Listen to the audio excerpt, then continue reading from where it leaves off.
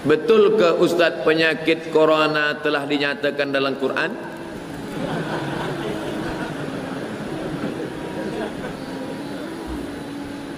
Dia tengok dalam FB dia, Corona Zamana Kazaba. Bukan Quran, itu Iqra. Corona datang pada masa banyak dusta gitu. Bukan ayat Quran. Adapun yang pertama menyebut virus corona ini adalah ulama dari Yaman. Bukunya 5-10 tahun yang lalu. Al-Habib Masyhur Al-Adani, Abu Bakar Masyhur Al-Adani, dia sebut situ ada nama virus yang belum ada pada zaman sebelumnya. Tulis di situ Humma Al-Corona. Humma demam, demam panas. Ko kaf waw ra waw non alif, Corona. Tapi bukan Toyota. Corona. Dalam Quran.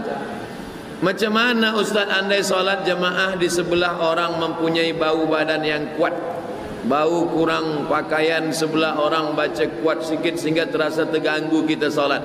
Man akala basalan, siapa yang makan bawang putih, bawang basal, bawang merah, sauman, bawang putih, fala yaqrabanna falyatazil musallana. Siapa yang makan bawang putih, siapa yang makan bawang merah, maka jangan dekat-dekat masjid kami, kata Nabi. Kenapa tak boleh dekat masjid? Innal malaikata tata'adza. Sesungguhnya malaikat terganggu dengan bau bawang itu. Bawang, kira-kira mana yang hebat, bawang petai ke? Oleh sebab itu maka kita diajarkan, laula an asyqa ala ummati, kalau tidak memberatkan pada umatku, la amartuhum bisiwak, aku suruh dia bersiwak inda kulli salah, setiap hendak bersolat dia bersiwak. Makanya para habaib kita, para tuan guru kita, para syekh kita, sebelum dia jadi imam, saya tengok waktu Habib Umar datang ke Jakarta di Hotel Crown solat subuh, saya tengok dia sebelum solat subuh, kata dia, sebelum angkat takbiratul ihram dia ambil siwak. Padahal gigi mereka bersih, tapi mereka nak ikut sunnah Rasulullah SAW, sawus sufu. Oleh sebab itu maka bersihkan mulut. Kami tanya badan, Ustaz jawab mulut pula. Sedangkan mulut yang kecil aja dijaga, apa lagi badan? Oleh sebab itu maka mesti mandi, mesti bersihkan. Ada penyakit itu akibat perut kotor. Kalau usus lambung ini kotor, maka dia menyebabkan keringat kita bau, peluh kita bau. Maka mesti dimakan ubat. Dia makan sehari dari pagi sampai petang, cari hari cuti, keluar semua, maka itu menyehatkan. Cari ubatnya supaya hilang bau-bau ini semua. Makanya di antara yang disukai Nabi adalah itar. Makanya kalau dalam majlis maulid dibakar itu bukhur daripada kayu gaharu, dibakar, dihidupkan. Orang yang tak faham dia sangka sedang memanggil jin hantu. Pergi ke Makkah dia tengok banyak jual kemenyan besar-besar, beli berkilo-kilo. Sebenarnya itu untuk apa kemenyan? Untuk mengharumkan. Sebab Nabi suka pada yang harum-harum, dan malaikat-malaikat rahmat juga suka pada yang wangi-wangi. Maka kita pakai ini, jauhkan daripada yang bau-bau, kerana malaikat pun terganggu dengan yang bau-bau. Kita disuruh buat kebaikan, meninggalkan larangan Allah. Bagaimana kalau kita ini tidak buat dosa besar dan senantiasa kebaikan, cuma solat tak berjamaah, perkara-perkara sunat kita tak buat, hanya buat yang wajib saja. Ini sebenarnya kalau saya tengok ini bukan nak tanya, nak menawar je. Kenapa kita tak solat berjamaah? Apa sebab kita tak sembahyang berjamaah? Nabi SAW bila dia lepas sembahyang, dia tengok ke belakang, dia tanya, asyahidun fulan, asyahidun fulan, mana si fulan, mana si fulan, kenapa tak datang solat berjamaah? Pernah suatu ketika Nabi berkata, la yantahiyanna, mereka yang tak datang solat berjamaah, mereka yang sembahyang di rumah, mereka yang sembahyang di jalan, berhenti, jangan ulang lagi. Kalau mereka tetap sembahyang di sana sendirian, la uharriqanna alaihim buyutahum, maka aku akan membakar rumah mereka.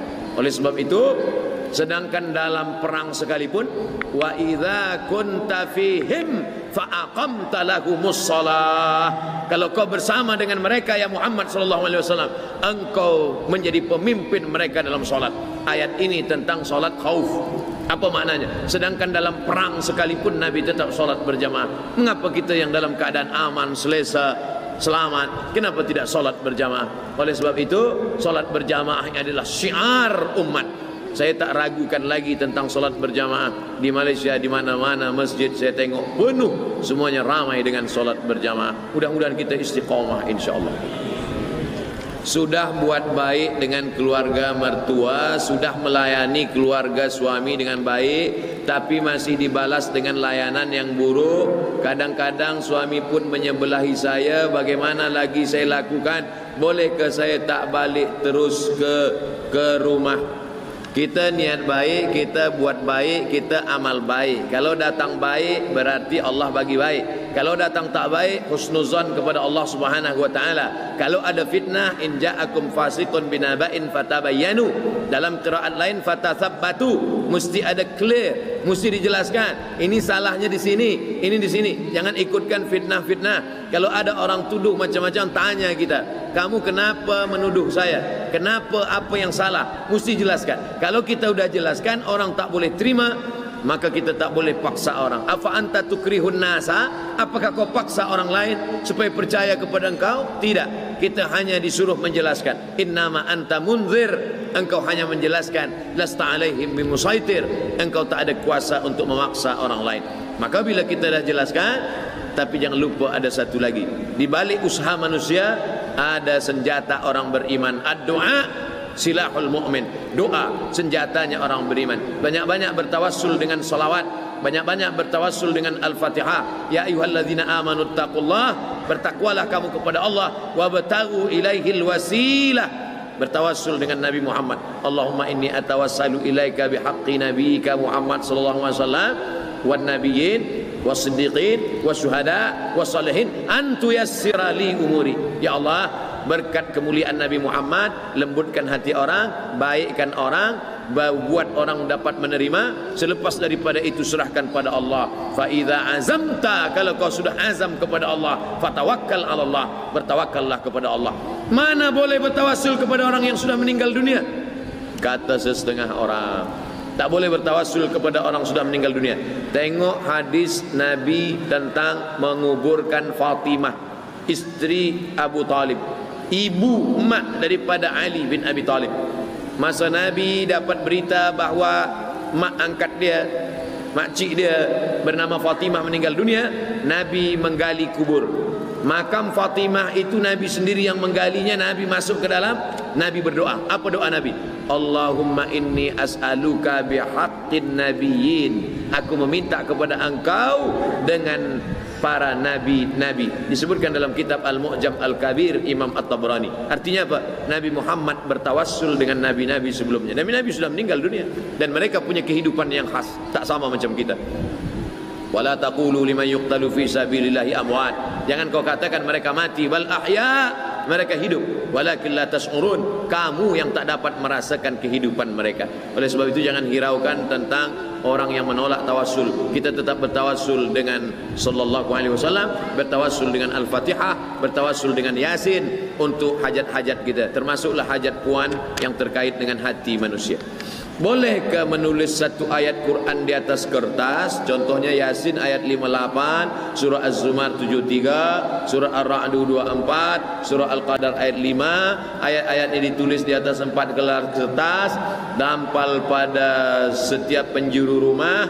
Betul ke kaidah itu boleh mengelak daripada wabah, penyakit dan bencana? Ya ayyuhalladzina amanu, hai orang beriman, idza quri'al Qur'an, kalau Quran dibacakan, fastami'u lahu, dengar baik-baik, wa ansitu, diam, la'allakum turhamun, mudah-mudahan kamu mendapat rahmat. Kalau kamu mendengar bacaan Quran, diam, mudah-mudahan kamu dapat rahmat. Sedangkan mendengarnya saja dapat rahmat, apalagi membacanya.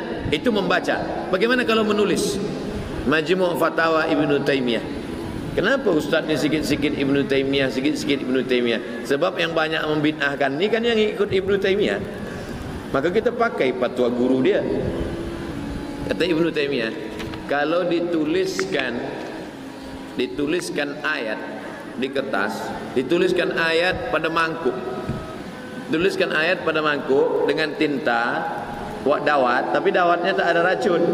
Selepas dituliskan itu, lalu disiramkan air, lalu kemudian airnya diminum, maka boleh untuk istisqa. Oh, itu kan ulama belakangan. Bagaimana dengan kalangan salaf? Abdullah bin Abbas. Kata Abdullah bin Abbas, dituliskan ayat di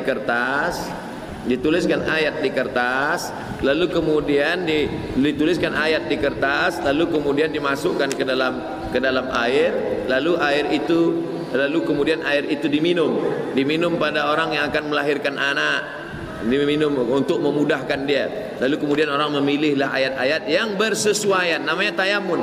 Tayamun artinya mencari yang bersesuaian. Dituliskan orang ayat di situ. Tok Guru, ayat apa yang Tok Guru tuliskan tadi?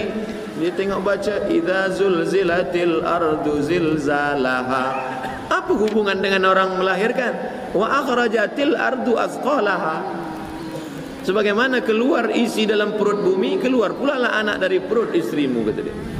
Menyesuaikan apa yang bersesuaian dengan yang ada dalam ayat, litabaruk, untuk mengambil barokah. Boleh jadi juga dia dapatkan daripada ijazah daripada guru-guru dia.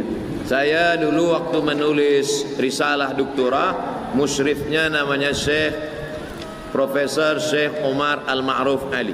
Saya datang ke rumah Syekh Umar Al-Ma'ruf Ali, dia tulis ayat. Setelah dia tulis ayat, lalu kemudian dia lipat. Setelah dia lipat, dia gulung, dia ikat pakai benang. Dia bagi pada ada jamaah yang sakit. Saya tengok saja. Dalam hati saya, ni nampaknya bid'ah ni. Wa kullu bid'atin dhalalah wa kullu dhalalah. Apa kata dia? Abdul Samad, hadhihi tamimah syar'iyah.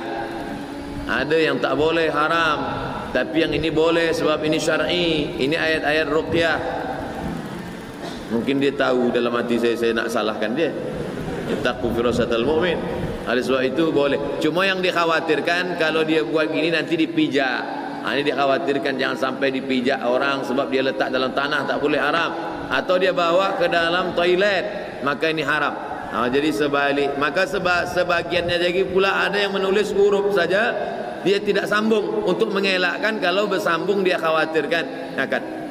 Kalau ingin dia buat, maka dia buat seperti yang dalam cawan, atau dia tuliskan kertas dimasukkan sebagai doa istisqa, atau yang dia bacakan kemudian dia hembuskan ke air. Adapun yang dikhawatirkan dipijak, dikhawatirkan terkena najis, dikhawatirkan bawa masuk ke dalam toilet, maka sebaiknya dihindarkan. Untuk apa? Ihtiyat, untuk lebih berhati-hati. Tapi hukum asal istisqa dengan Quran, maka dari Quran sendiri. Wa nunazzilu minal Qur'ani ma huwa shifaa. Kami turunkan Al-Quran ini adalah untuk syifa, untuk obat. Kenapa Allah tak mengatakan dawa? Obat dalam bahasa Arab dua, ada dawa, ada syifa.